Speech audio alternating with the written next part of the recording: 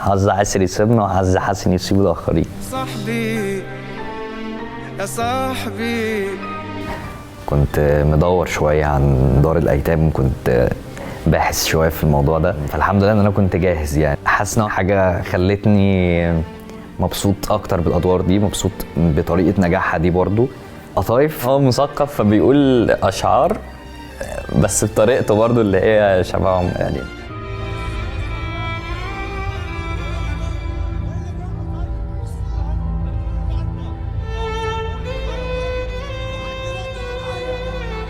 هو التصوير مشهد موت قطايف كان الموضوع كله متهيأ للمشهد، كل الناس كانت داخله مركزه، بس بعدها اتبسطنا كلنا يعني بالحاله وبالمشهد. يعني بعد ما خلصنا المشهد فكله مهايبر وبيتحرك جامد، فمالك بيقومني يا طايف يا طايف، فضربني بالدماغ مرتين وهو بيقول يا طايف. اول حاجه يعملها لو رجع تاني هيقول له ولعوا مفتاح، هيقول لهم مين اللي عمل كده، وهيبداوا بقى يجتمعوا بقى تاني ويقفوا قدام ماجد. حاسس نهايته